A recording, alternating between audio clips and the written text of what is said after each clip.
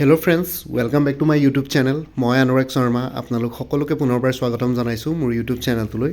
আজি মই আপোনালোকৰ সন্মুখত এটা নতুন ভিডিঅ'লৈ উপস্থিত হৈছোঁ আৰু আপোনালোকে গম পায় APSC অসম লোকসেৱা আয়োগ আছাম পাব্লিক ছাৰ্ভিচ কমিশ্যনে এনফৰ্চমেণ্ট ইনস্পেক্টৰৰ যোনটো পৰীক্ষা আছিলে ট্ৰেন্সপৰ্ট ডিপাৰ্টমেণ্টৰ আণ্ডাৰত, তাৰে যোনটো স্ক্ৰিনিং টেষ্ট হ'ব, ৰিটেন এক্সামিনেশ্যন বা OMR বেছ স্ক্ৰিনিং টেষ্ট, সেইটোৰ অলৰেডি অফিচিয়েলি স্কেডুল কৰা হ'ল 23rd of February 2025। 23 ফেব্ৰুৱাৰীত আছে পৰীক্ষা, 10টাৰ পৰা 12টালৈকে। চ' সেই পৰীক্ষাটোৰ লগত ৰিলেটেড আপোনালোকে বহুতখিনিয়ে মোক কমেণ্ট ছেকশ্যনত সুধি থাকে। চ' আপোনালোকৰ ৰিকুৱেষ্ট ৰাখি পেলাই মই এই ভিডিঅ'টো বনাইছোঁ। চ' এনফৰ্চমেণ্ট ইনস্পেক্টৰ লাষ্ট টাইম পৰীক্ষা 2020-21ত হৈ গৈছিলে আৰু 2020-21ত যোনখন চিলেবাছ আছিলে অলমষ্ট একেই আছে চিলেবাছ। অকণমান সৰু সুৰা মাইনত চেঞ্জেছ আহিছে চিলেবাছখনত, কিন্তু অ'ভাৰঅল গোটেই চিলেবাছখনৰ 98%, 99% চিলেবাছ একেই আছে। আৰু তাতে আপোনালোকে হয়তো ভাবিব পাৰে জেনেৰেল ষ্টাডিজৰ আৰু ট্ৰেন্সপৰ্ট এণ্ড ট্ৰেফিক ৰুলছ দুখন পেপাৰ হয় ছেপাৰেট, কিন্তু নহয়। ইয়াতে general studies and transport and traffic rules, ঠিক আছে। এখন ছিংগুল পেপাৰ হয়, সেইখন কোনো ছেপাৰেট পেপাৰ নহয়। এখন ছিংগুল পেপাৰ হ'ব 200 মাৰ্কছৰ, ঠিক আছে। চ' এখন ছিংগুল পেপাৰ থাকিব general studies and transport and traffic rules. আগৰবাৰো সেই তেনেকৈ ছিংগুল পেপাৰ এখন আছিলে, এইবাৰো তেনেকৈ ছিংগুল পেপাৰ এখন থাকিব। আগৰবাৰ খালি ট্ৰেন্সপৰ্ট এণ্ড ট্ৰেফিক ৰুলছখন এইবাৰ অকণমান ইলাবৰেটলি বেলেগ দেখুৱাইছে। ট্ৰেফিক ইনভেষ্টিগেশ্যন, ট্ৰেন্সপৰ্ট এডমিনিষ্ট্ৰেশ্যন, তাৰপিছত লগতে ট্ৰেফিক ইঞ্চুৰেঞ্চ, ঠিক আছে, ট্ৰেফিক ৰুলছ, তেনেকৈ ছেকশ্যনেল কিছুমান অকণমান ডাইভাৰ্চিফাইড কৰি দিছে। ট্ৰেন্সপৰ্ট এণ্ড ট্ৰেফিক ৰুলছটো ভালকৈ অলপ ডিটেইলছত আছে, কিন্তু আগতেও ট্ৰেন্সপৰ্ট এণ্ড ট্ৰেফিক ৰুলছ বুলি আগতেও আছিলে, এইবাৰো আছে, একেই আছে চিলেবাছ। আৰু পেপাৰ এখনে হয় ছিংগুল পেপাৰ। পেপাৰখনৰ নামেই হৈছে general studies and transport and traffic rules, ঠিক আছে। এতিয়া মই আজিৰ কুৱেশ্যন পেপাৰখন, লাষ্ট টাইম যোনখন কুৱেশ্যন পেপাৰ আছিলে সেইখনৰ মই ছেকশ্যনেল এনালাইচিছ কৰিছোঁ। আপোনালোকৰ কোনটো ছেকশ্যনৰ পৰা কিমান কুৱেশ্যনছ আহিছিলে, ঠিক আছে। ট্ৰেন্সপৰ্ট এণ্ড ট্ৰেফিক ৰুলছৰ পৰা কিমান আহিছিলে, এৰিথমেটিকখিনিৰ পৰা বা নিউমাৰিকেল এপ্টিটিউডৰ পৰা কিমান কুৱেশ্যন আহিছিলে, হিষ্ট্ৰীৰ পৰা কিমান কুৱেশ্যন আহিছিলে, সেইখিনি বস্তু মই আপোনালোকক জনাই আছোঁ। এতিয়া মই আপোনালোকক গোটেই বহুতবিলাক ডাউট ক্লিয়াৰ কৰিছোঁ। বহুতে সোধে কেইটা কুৱেশ্যন আহিব। চ' টোটেল কুৱেশ্যনছ থাকিব আপোনালোকৰ 100টা, ঠিক আছে। আৰু টোটেল মাৰ্কছ থাকিব 200 মাৰ্কছৰ কুৱেশ্যন পেপাৰ হয় এইখন, general studies and transport and traffic rules. আৰু পাৰ কুৱেশ্যন 2 মাৰ্কছকৈ থাকিব। যেনেকৈ APSCৰ কম্বাইণ্ড কম্পিটিটিভ এক্সামিনেশ্যন বা চিভিল ছাৰ্ভিচেছ এক্সামিনেশ্যন বা ACS পৰীক্ষাত যোনখন জেনেৰেল ষ্টাডিজ পেপাৰ 1 থাকে, তেনেকুৱাই হয়। পাৰ কুৱেশ্যন 2 মাৰ্কছকৈ, 100টা কুৱেশ্যনৰ এগেইনষ্টত 200 মাৰ্কছ থাকিব। আৰু লগতে নিগেটিভ মাৰ্কিং ইয়াতে থাকিব, ঠিক আছে। APSCয়ে যিকোনো গেজেটেড পষ্টৰ কাৰণে বা যিকোনো পৰীক্ষাত যিকোনো পষ্টৰ কাৰণে পৰীক্ষা যেতিয়া কণ্ডাক্ট কৰে, তেতিয়া নিগেটিভ মাৰ্কিং APSCৰ পৰীক্ষাবিলাকত আপোনালোকে দেখিবই। আজিকালিতো চবতে আহি গ'ল, ADREতো আহি যায় নিগেটিভ মাৰ্কিং, আছাম পুলিচতো থাকে, ঠিক আছে, তেনেকুৱা ধৰণৰ কথা। আজিকালি নিগেটিভ মাৰ্কিংটো থাকেই পৰীক্ষাবিলাকত, কম্পিটিটিভ এক্সামছবিলাকত। চ' নিগেটিভ মাৰ্কিং ইয়াতে 0.50 পাৰ ৰং এনচাৰ, ঠিক আছে। মানে 1/4 of the marks assign to that question বুলি থাকে, 1/4।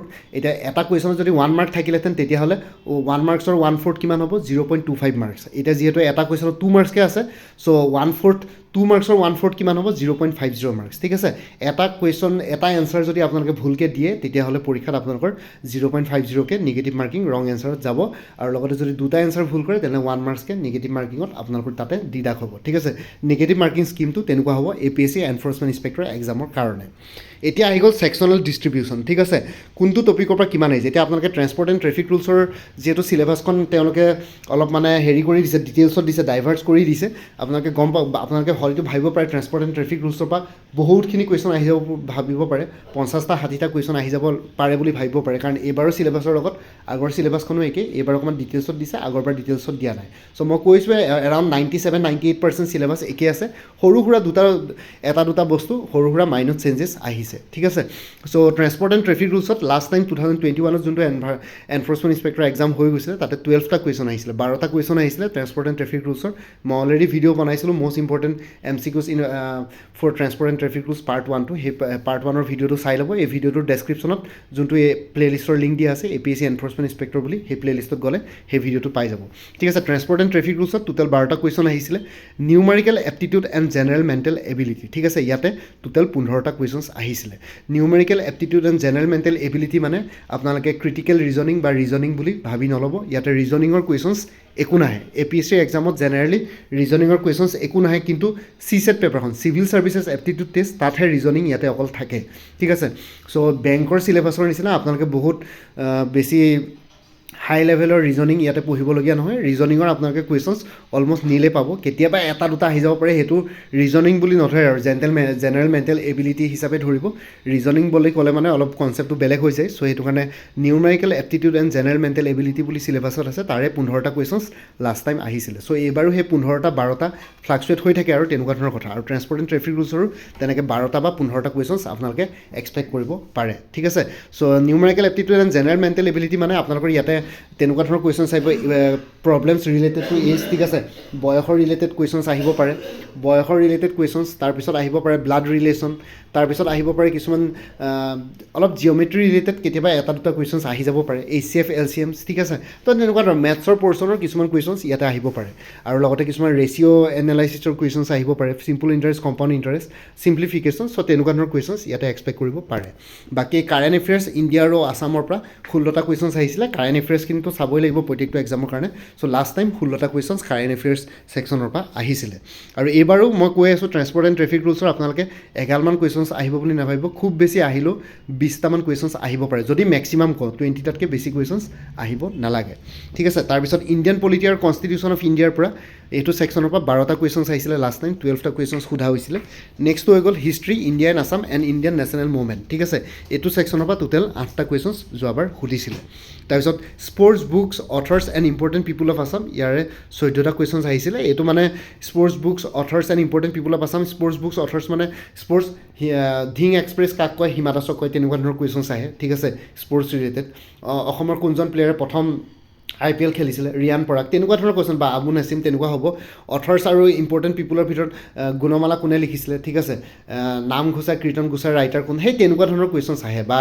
কোনখন কিতাপে প্ৰথমখন সাহিত্য একাডেমি এৱাৰ্ড পাইছিলে অসমৰ পৰা তেনেকুৱা ধৰণৰ কুৱেশ্যনছ তেনেকৈ সোধে স্পৰ্টছ বুকছ অথৰ্ছৰ পৰা আৰু ইম্পৰ্টেণ্ট পিপুল বুলি ক'লে মানে শংকৰদেৱ মাধৱদেৱ ভূপেন হাজৰিকা তেনেকুৱা ধৰণৰ বহুতখিনি আহি যায় ইয়াতে ইম্পৰ্টেণ্ট পিপুল বুলি ক'লে মানে লাইক ভোগেশ্বৰ বৰুৱাও আহি যায় ঠিক আছে তেনেকুৱা ধৰণৰ ডক্টৰ তালিমাৰেন আও ঠিক আছে গোপীনাথ বৰদলৈ কথাও আহি যাব পাৰে ইম্পৰ্টেণ্ট পিপুল বুলি ক'লে চ' ইয়াতে অকল ইণ্ডিয়াৰ ৰিলেটেড স্পৰ্টছ বুকছ অথৰ্ছ আৰু ইম্পৰ্টেণ্ট পিপুল অফ আছাম ইণ্ডিয়াৰ ৰিলেটেড চালে হ'ল ঠিক আছে হিষ্ট্ৰীটো ইণ্ডিয়া আছাম দুটাই চাব লাগিব বাকী ইণ্ডিয়ান নেশ্যনেল মুভমেণ্টটো মডাৰ্ণ ইণ্ডিয়ান হিষ্ট্ৰীত পৰে সেইখিনি কুৱেশ্যন থাকিবই বাকী ইণ্ডিয়ান পলিটি আৰু কনষ্টিটিউশ্যন অফ ইণ্ডিয়াৰ কুৱেশ্যন আহিব বাকী আছাম পলিটিৰ কুৱেশ্যন তেনেকুৱাকৈ ডাইৰেক্টলি ইয়াতে অহা দেখা নাই বাকী economy of India and Assam ঠিক আছে ইণ্ডিয়া আৰু আছামৰ ৰিলেটেড ইকনমিৰ কুৱেশ্যন টোটেল 9টা আছিলে ইকনমি কুৱেশ্যন মানে আপোনালোকে কিছুমান ইকনমিক কুৱেশ্যনছ পাব পাৰে তেনেকুৱা ধৰণৰ লাইক কোনটো কইন্সত ফাইনেন্স ছেক্ৰেটাৰী ছিগনেচাৰ থাকে তেনেকুৱা ধৰণৰ কুৱেশ্যনছ বা GDP মানে কি মিনিং কি তেনেকুৱা ধৰণৰ কুৱেশ্যনছ আপোনালোকে ইয়াতে এক্সপেক্ট কৰিব পাৰে বাকী অসমৰ ক্ষেত্ৰতো টি ইণ্ডাষ্ট্ৰীৰ কণ্ট্ৰিবিউশ্যন কিমান তেনেকুৱা ধৰণৰ কিবা কিবি ইকনমি ৰিলেটেড কুৱেশ্যনছ আহিব পাৰে বা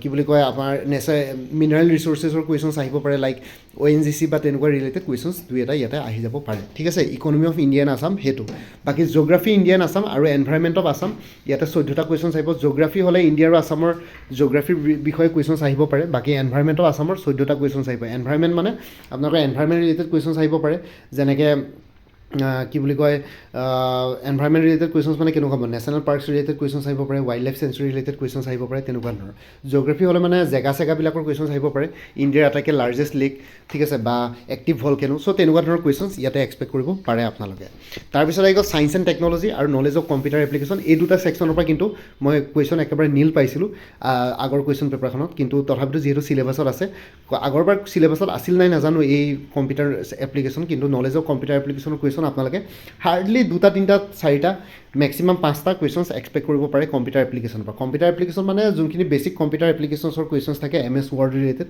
MS Excel PowerPoint related আৰু দুই এটা চাগে চেণ্ট্ৰেল প্ৰচেছিং ইউনিট তেনেকুৱা ধৰণৰ কুৱেশ্যনছ কিছুমান আহিব পাৰে বাকী ছায়েন্স এণ্ড টেকন'লজিৰ কুৱেশ্যন মই ইয়াতে নীল বুলি এনেই এইটো কাৰণে কৈছোঁ যে সেই 2021ৰ কুৱেশ্যন পেপাৰখনত ছায়েন্স এণ্ড টেকন'লজিৰ কুৱেশ্যন অলমষ্ট নীল এটা নে দুটা ইছৰ' ৰিলেটেড আৰু তেনেকৈ দুটামান কুৱেশ্যন আহিছিলে যোনকেইটা সেইটো কাৰেণ্ট এফেয়াৰ্ছৰ ছেকশ্যনতে পৰি যায় একচুৱেলি সেইটো টাইমৰ কাৰেণ্ট এফেয়াৰ্ছৰ কুৱেশ্যনে আছিলে তেওঁলোকে ছায়েন্স এণ্ড টেকন'লজি মেবি তাতে ছায়েন্স এণ্ড টেকন'লজি বুলি ইয়াতে তেওঁলোকে কনচিডাৰ কৰিছে কিন্তু ছায়েন্স এণ্ড টেকন'লজিৰ কুৱেশ্যন একেবাৰে নীল আছিলে জেনেৰেলি APSCৰ কুৱেশ্যন পেপাৰত আপোনালোকে ছায়েন্স ৰিলেটেড কুৱেশ্যনছ পাবই physics chemistry biology botany related questions পায় কিন্তু সেইটো টাইমত নাছিলে ছায়েন্স এণ্ড টেকন'লজিৰ কুৱেশ্যন কিন্তু এইবাৰ আপোনালোকে ছায়েন্সৰ ৰিলেটেড কুৱেশ্যনছ অলপ চাই যাব ঠিক আছে চ' এইখিনি হৈ গ'ল বাকী কাৰেণ্ট এফেয়াৰ্ছৰ কথা ক'লোৱেই কাৰেণ্ট এফেয়াৰ্ছ ইণ্ডিয়া আৰু আছাম দুয়োটাৰে চাই যাব আৰু কাৰেণ্ট এফেয়াৰ্ছ আপোনালোকে কেতিয়াৰ পৰা চাব লাগে এইটোৱে কৈছোঁ কাৰেণ্ট এফেয়াৰ্ছ আপোনালোকে ধৰক 2024 গোটেই বছৰটো চাব আৰু 2023ৰো আই থিংক আপোনালোকে এপ্ৰিল মানৰ পৰা অলপ কাৰেণ্ট এফেয়াৰ্ছ চাই যাব, দুই এটা কুৱেশ্যনছ মানে ইম্পৰ্টেণ্ট স্কিম ৰিলেটেড কুৱেশ্যনছ ইয়াতে সুধি দিব পাৰে, ঠিক আছে। বেলেগ একো নাই, স্কিম ৰিলেটেড কুৱেশ্যনছ কাৰেণ্ট এফেয়াৰ্ছত জেনেৰেলি APSC সোধে, আৰু লগতে ইয়াতে যিহেতু ইণ্টাৰনেশ্যনেল কাৰেণ্ট এফেয়াৰ্ছ নাই, চ' সেইকাৰণে ইণ্টাৰনেশ্যনেল কাৰেণ্ট এফেয়াৰ্ছ ইয়াতে নাহে, বাকী ইণ্ডিয়া আৰু আছাম ৰিলেটেড কাৰেণ্ট এফেয়াৰ্ছ ইয়াতে আহি যাব পাৰে। লাষ্ট টাইম 16টা কুৱেশ্যনছ আহিছিলে, এইবাৰো আপোনালোকে সেই তেনেকৈ 15টা 16টা কুৱেশ্যনছ এক্সপেক্ট কৰিব পাৰে। বাকী ইমানে আছিলে, এইখিনি ছেকশ্যনেল ডিষ্ট্ৰিবিউশ্যন হয় গোটেই কুৱেশ্যন পেপাৰখনৰ। আই হোপ আপোনালোকে গম পালে কেনেকুৱা ধৰণৰ আহিব পাৰে, অলপ এনেকুৱা ধৰণৰ আইডিয়া দিলেও আপোনালোকৰ অলপ মানে কি বুলি কয়, এনেকুৱা ধৰণৰকৈ ভিডিঅ' বনালে আপোনালোকৰ অলপ আইডিয়া হ'ব কেনেকুৱা ধৰণৰ কুৱেশ্যনছ আপোনালোকৰ পৰীক্ষাত আহিব পাৰে, ঠিক আছে। এইখিনি জনাবৰ কাৰণে ভিডিঅ'টো বনালোঁ। বাকী আপোনালোকে যদি APSC এনফৰ্চমেণ্ট ইনস্পেক্টৰৰ কাৰণে প্ৰিপেৰেশ্যন কৰি আছে, তেতিয়াহ'লে কৰ্চেছ এভেইলেবল আছে। APSC এনফৰ্চমেণ্ট ইনস্পেক্টৰ ফুল কোৰ্চ এভেইলেবল আছে, প্লাছ মডেল মোক ছল্ভ পেপাৰ এখনো আছে, লগতে এখনেই ছল্ভ পেপাৰ আছে, গোটেইখিনি ফুল্লি ছল্ভ আছে, মেথছখিনিও গোটেইখিনি ষ্টেপ বাই ষ্টেপ এক্সপ্লেনেশ্যন পাই যাব, ঠিক আছে। ফুল কোৰ্চ প্লাছ মোক বা মডেল ছল্ভ পেপাৰখন ল'লে 400 পৰিব, আৰু অকল যদি আপোনালোকে মোক মডেল কুৱেশ্যন পেপাৰখন লয় তেতিয়াহ'লে 50 ৰুপিজ পৰিব এনফৰ্চমেণ্ট ইনস্পেক্টৰ, ঠিক আছে। আৰু বাকী যদি বেলেগ এক্সামবিলাকৰ কাৰণে প্ৰিপেৰেশ্যন কৰি আছে, তেতিয়াহ'লে DME গ্ৰেড 3 নন টেকনিকেলৰ পৰীক্ষা আহি আছে, তাৰ কাৰণে ফুল কোৰ্চ এভেইলেবল আছে 350ত। ADRE 2025ৰ নটিফিকেশ্যন যিহেতু অহা নাই, তথাপিতো আছাম গভৰ্ণমেণ্টে যিহেতু ক্লেৰিফিকেশ্যন দিছিলে যে আহিব, তাৰ কাৰণে ফুল কোৰ্চ এভেইলেবল আছে 350ত। তাৰপিছত আহি গ'ল গুৱাহাটী হাইকোৰ্টৰ জুডিচিয়েল এছিষ্টেণ্টৰ পৰীক্ষা হ'বলৈ গৈ আছে 16 ফেব্ৰুৱাৰীত, তাৰ কাৰণে ফুল কোৰ্চ এভেইলেবল আছে 375ত। APSC assistant accounts officer APDCL AGCৰ কাৰণে ফুল কোৰ্চ এভেইলেবল আছে জেনেৰেল ইংলিছ, জেনেৰেল নলেজ আৰু মেথমেটিক্স ডেছক্ৰিপটিভ 3খন পেপাৰৰ ওপৰত 400ত। আৰু বাকী এটা এক্সটাৰ্নেল লিংক শ্বেয়াৰ কৰিম, যিসকলে একাউণ্টেঞ্চি কোৰ্চ ছাবজেক্ট হিচাপে ল'ম বুলি ভাবিছে, তাতে 3000মান MCQs পাই যাব accountancy related, fully solve explanation থকা, সেইটো ফ্ৰীলি এভেইলেবল আছে। বাকী মেথমেটিক্স আৰু ষ্টেটিষ্টিক্স ৰিলেটেড মোৰ তাত মেটেৰিয়েলছ নাপাব। বাকী APSC junior administrative এছিষ্টেণ্টৰ full course available আছে 400ত। ফেজ 1 জেনেৰেল ষ্টাডিজৰ ফুল কোৰ্চ এভেইলেবল আছে, আৰু phase 2 general English plus PC ৰাইটিঙৰ ইয়াতে কুৱেশ্যনছ পাই যাব, ঠিক আছে। বাকী আছাম পুলিচৰ কনিষ্টবলৰ অন্যান্য পষ্টসমূহৰ কাৰণে ফুল কোৰ্চ এভেইলেবল আছে 350ত। APSC ষ্টেন'গ্ৰাফাৰ গ্ৰেড 2 ৰিটেন এক্সামিনেশ্যনৰ ফুল কোৰ্চ এভেইলেবল আছে 300ত। উইমেন এণ্ড চাইল্ড ডেভেলপমেণ্টৰ ষ্টেটিষ্টিকেল এছিষ্টেণ্টৰ ফুল কোৰ্চ এভেইলেবল আছে 350ত।